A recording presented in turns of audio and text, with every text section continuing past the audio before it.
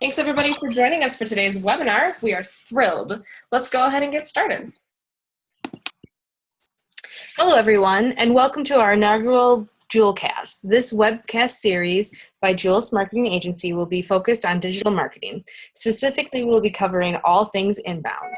If you're unfamiliar with any of the terms we're using today, please let us know. We aim to make these educational webcasts as short and useful as possible. There's a chat pane available in the video screen for any questions. You can also tweet us at Jül Creative or use our hashtag LearnWithJül. Today's presenters are Jenna and Alicia. My name is Samantha, and I'll be moderating today's discussion. I'm an inbound marketing coordinator here at Jül, and I mainly focus on manufacturing clients. Alicia, tell us about yourself. Hey everybody, I'm glad to be on today. I'm a strategist here at Jül, so that means I'm focused on bringing together research with a publishing plan, particularly focused on targeting messages via audience research for our clients. Jenna, go ahead and take it away. Hey guys, I am stoked to be here this morning. My role is a SMarketing specialist here at Jül. I focus on bringing alignment to organization sales and marketing teams with the overall goal to increase an organization's profit. So we're going to dive into that a little bit deeper today. This is absolutely my favorite topic, so I'm thrilled to be here. SMarketing is a sales plus marketing, sales and marketing alignment. Implementing SMarketing at your company means creating sales and marketing powerhouse that work together to meet the same goal. Today, we are focusing on the pros and cons of using SMarketing at your company. Here at Jül, we highly recommend that most teams implement this strategy because of all the pros we're going to cover shortly. However, there are a few negatives that we're going to talk about as well, so you can make the most informed decision possible to see if it's right for your business. One of Jül's services is helping companies create aligned sales and marketing or SMarketing teams. So if you have any questions on how we do that or want more information, please contact us. We're putting a link in the chat pane right now as well as a URL in the recorded and post version after the webcast is over. So you'll be able to get all that information. Let's dive into it. Alicia, take it away. Awesome. So our first pro, aligned sales and marketing creates accountability to each other. According to HubSpot, 76% of content marketers are forgetting about sales enablement. Yikes. So by creating an environment of SMarketing, sales and marketing alignment, marketing has accountability to sales and sales to marketing. When setting up SMarketing, each group creates a service level agreement or an SLA and is held accountable for it. It's part of each team's goals, and each team is then focused on the same measurable things. In this environment, not only are managers thriving, but it creates a better work environment for team members. Colleagues begin to see success working together instead of blaming each other. The goal of any business, manufacturing, home building, banking, you name it, is to create profit. Research has shown that when sales and marketing teams are aligned, sales team convert sales 67% higher than those that aren't aligned. What could your business do with 67% more converted sales? That's not even talking about the higher number of generated qualified quality leads coming in. That's simply utilizing the marketing content that's already been created to close more deals that are already in the making. That's huge. Our third pro is aligning sales and marketing is a more cohesive experience for the buyer.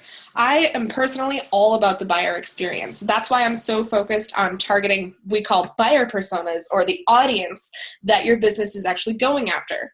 When using an inbound approach, marketing becomes an educational resource for the target audience. When SMarketing is in use, the inbound method permeates the sales process as well, which creates a cohesive, educational, and consultative experience for the buyer. Without that jarring handoff between the research and the sales process for the buyer, they're more likely to view your company in a positive light. This is especially true for a long-term buying process, like in the manufacturing industry, or in a relationship building industry, like home construction. So pro tip here, aligned sales and marketing generates 208% more profit from marketing. Marketing teams spend the vast majority of their time on research and building supporting documents for the business. In a SMarketing world, all of these support documents, content, presentations, event plans, and social media would support the ultimate business goal and align exactly with sales. However, 88% of missed opportunities were caused because sales couldn't find or leverage internal resources. That's according to research by Quividen. With SMarketing service level agreements and goals in place, marketing materials are utilized better and more frequently utilized because they're created to meet an exact need of the sales team, which increase the profits of a marketing investment as well. So there are some cons that we need to talk about. Alicia, yeah, what were you going to say? I was just going to say that's a huge deal for us here at Jewel because we're all about marketing investment versus marketing spend. So we've done a lot of pieces and content developed around that because a lot of businesses look at marketing as simply a spend, one that they're not necessarily going to get their money back on. They're not focused on ROI so much as they're focused on branding.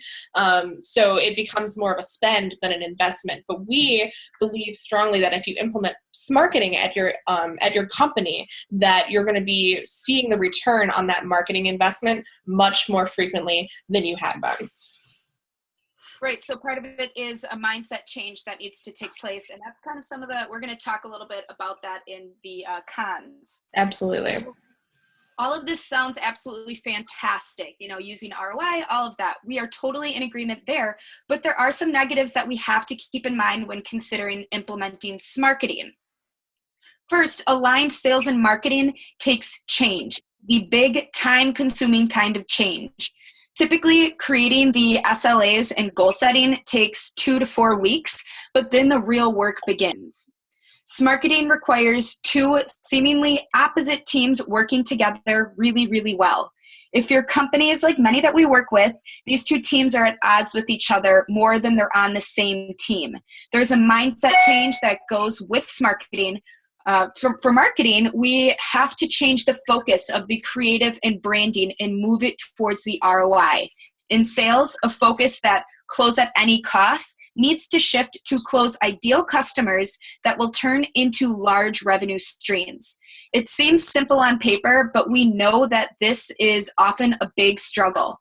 Leadership teams need to be committed 100% for this to work.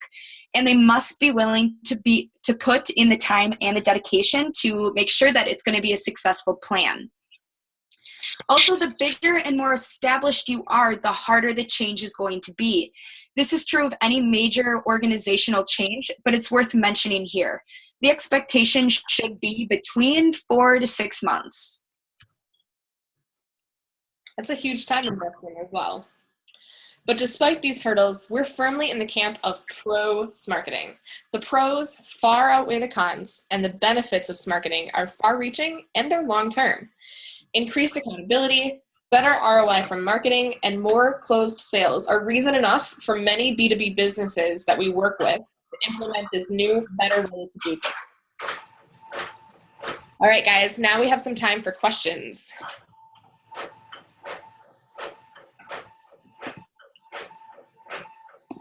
Sam, do we have a question? Yep.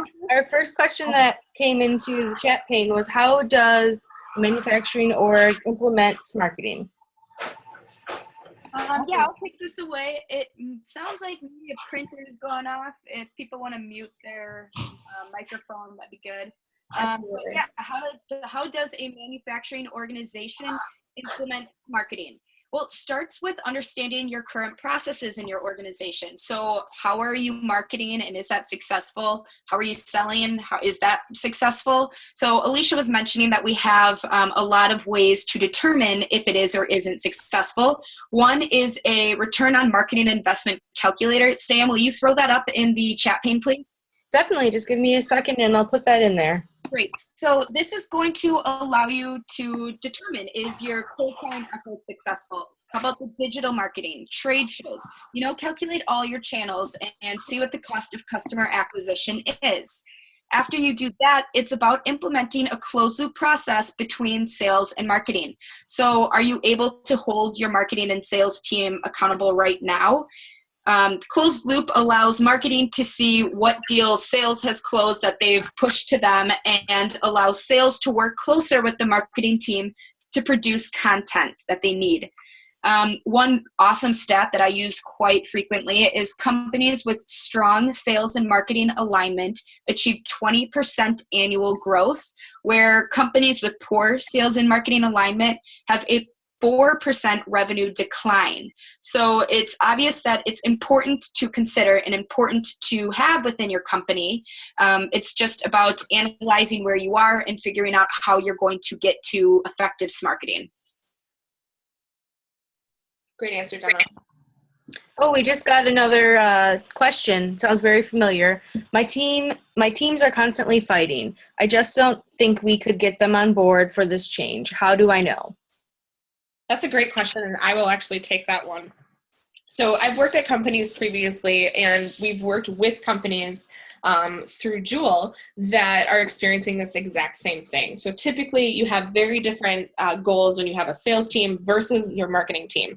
Marketing team might be focused a lot on branding. Your sales team is obviously close at any cost, make money for the business. Absolutely, that totally makes sense. However, when you're implementing SMarketing, you're aligning those two things so they're reaching towards the same goals. We have a specific target audience that we want to get, and we're not going to close at any cost. We're going to close those people who are going to make better revenue streams for us. So when you're aligning sales and marketing, they're all reaching towards that same thing. When you're taking a look at whether or not this is good for you, whether or not your team will be on board, one of the biggest things to look for is leaders who are on board for this as well. They will recognize that there needs to be a change. They'll recognize that there's a problem already.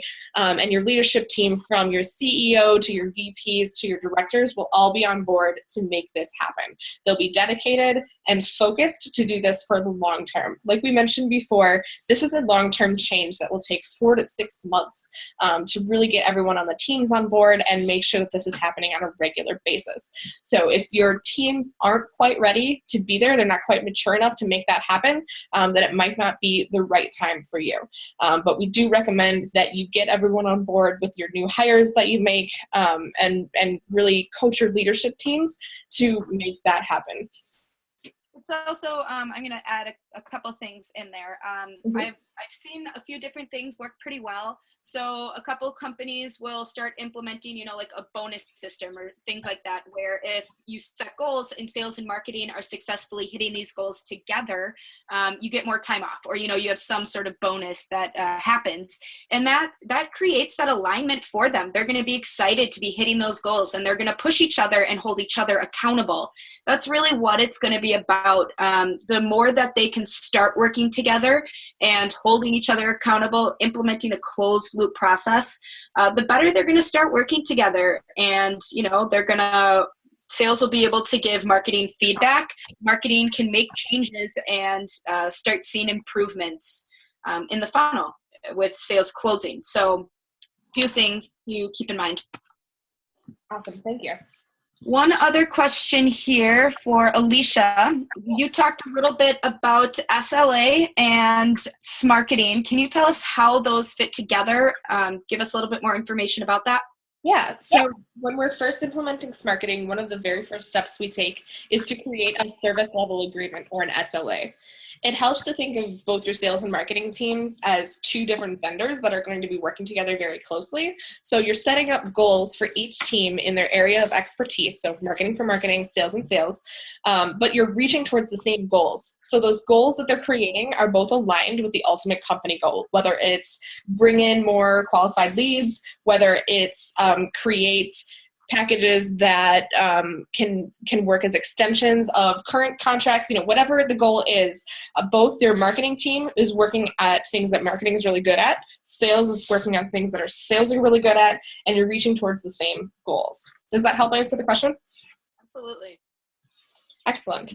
Well, it looks like we're right about at the end of our Jülcast for today. Thanks everybody for joining us, and we encourage you to sign up for the next ones in the series. Have a great day, everybody. Bye, guys. Bye.